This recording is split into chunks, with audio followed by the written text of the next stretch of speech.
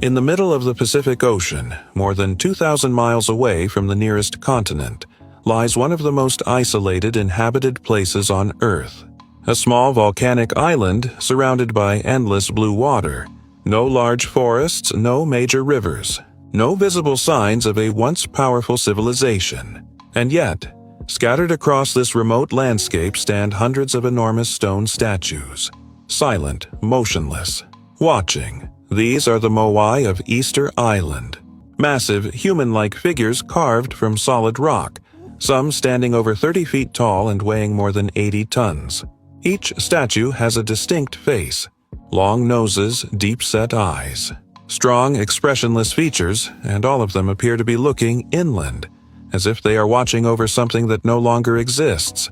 For centuries, these statues have puzzled explorers, scientists, and historians. Because the biggest question is not just why they were built, but how. The island itself, Easter Island, also known as Rapa Nui, was settled by Polynesian people hundreds of years ago.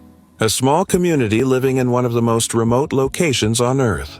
They had no metal tools, no advanced machinery, no large animals to help transport heavy materials.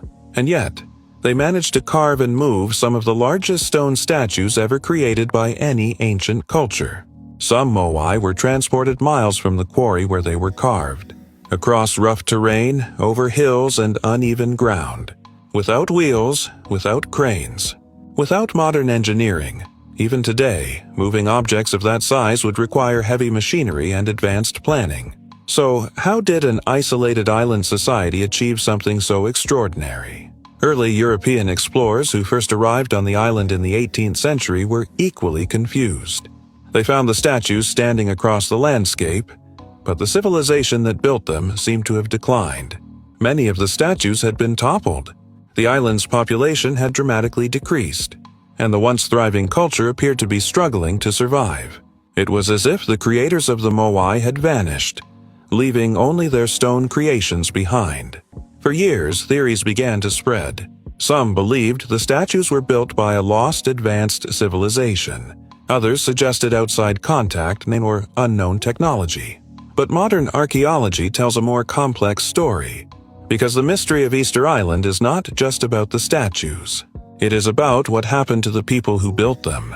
Recent research suggests that at one point the island may have supported a much larger population than it does today.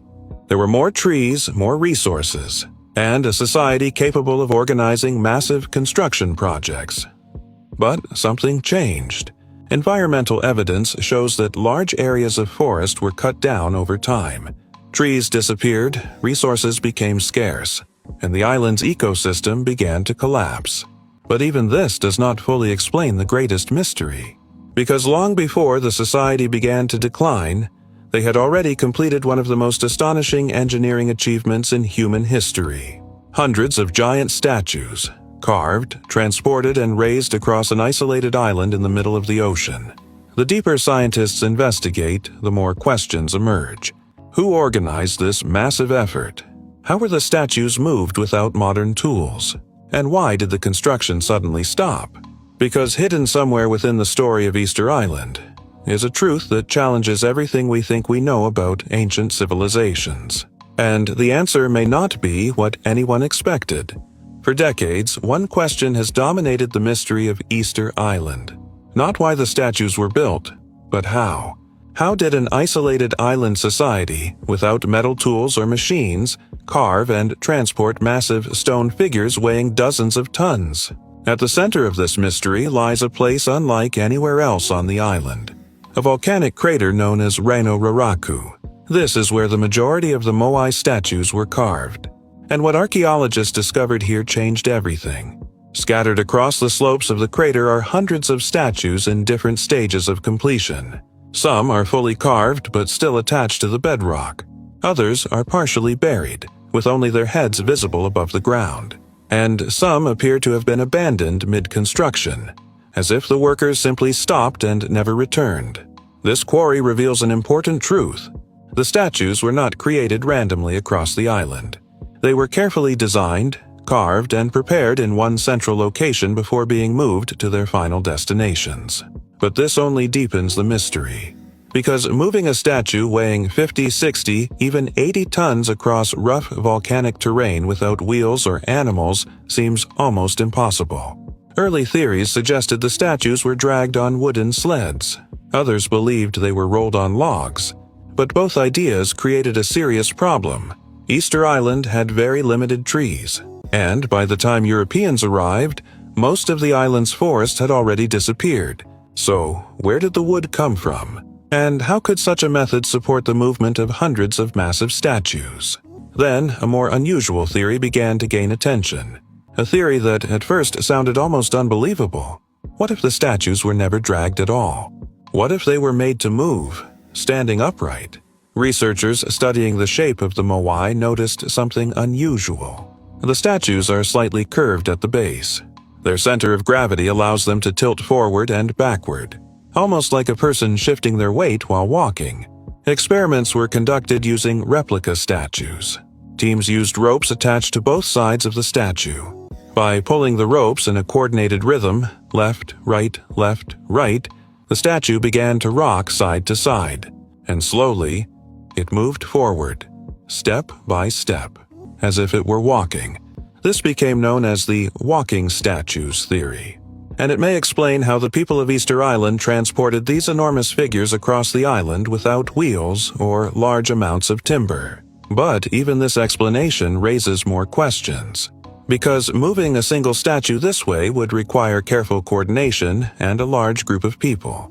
Moving hundreds of them across miles of rugged terrain would have required organization, planning, and leadership on a massive scale. Which suggests something important. The society that built the Moai was far more advanced and structured than it might appear. They were not simply carving statues. They were executing complex engineering projects, coordinating labor, managing resources, and shaping the entire landscape of their island. But as archaeologists continued studying the site, they noticed something even more mysterious. Many statues along the transport routes appear to have been abandoned before reaching their final destinations. Some lie face down, others are tilted to one side, almost as if something interrupted the process. Something forced the builders to stop, and then never return. At the quarry itself, dozens of unfinished statues remain frozen in time. Tools were left behind, work suddenly ended. No clear explanation. It is as if the entire construction effort came to an abrupt halt. But why? What could cause a civilization capable of such incredible achievements to suddenly stop building its most important monuments? Because the deeper researchers investigate the engineering behind the Moai, the clearer it becomes that this was not just a cultural project. By the time European explorers first set foot on Easter Island in the 18th century, something had already gone terribly wrong. The statues were still there, standing across the landscape, silent, unmoving. But the society that had built them was no longer the same. Many of the Moai had been deliberately toppled. Some lay face down, partially buried in the earth. Others were broken, abandoned, or left unfinished. The island itself felt different. Less alive, less powerful. As if something had drained the strength of the civilization that once thrived there. For years, one explanation dominated the story. A theory that seemed simple and terrifying. That the people of Easter Island had destroyed their own world. According to this idea, the island was once covered in forests, tall palm trees stretching across the land. But in order to transport the massive Moai statues, the inhabitants cut down trees for ropes, rollers, and construction. As the population grew and more statues were built, the demand for resources increased. Trees were cut faster than they could regrow. Eventually, the forests disappeared. Without trees, the ecosystem collapsed. Soil erosion damaged agriculture. Food supplies became unstable, and the society began to weaken. Some researchers even suggested that conflict broke out between rival groups. Statues were toppled during these conflicts as symbols of power were destroyed. A once organized civilization descended into chaos. For many years, this became the dominant explanation. A warning story of environmental collapse caused by human activity. But in recent decades, new evidence has challenged this idea. Because the truth may be far more complex. Archaeologists studying the island have found signs that the people adapted to difficult conditions. They developed innovative farming techniques using rocks to protect crops from wind and preserve moisture. They created systems that allowed them to survive even as resources became limited, which suggests something surprising. The people of Easter Island were not simply destroying their environment without understanding the consequences. They were actively trying to survive. So, if environmental collapse alone does not explain what happened, what does? Some researchers now believe that the final blow to the island's society came from outside forces. When Europeans arrived, they did not just bring new technology. They brought disease, illnesses to which the island's population had no immunity. Entire communities may have been devastated within a short period of time. Later, in the 19th century, slave traders raided the island, capturing many of its people and removing them from their homeland. This further reduced the population and disrupted the social structure. The combined impact of disease, forced labor, and outside interference may have accelerated the collapse of the traditional way of life. And suddenly, the story of Easter Island changes. It is no longer just a story of a civilization destroying itself. It becomes a story of resilience, interrupted by forces beyond its control.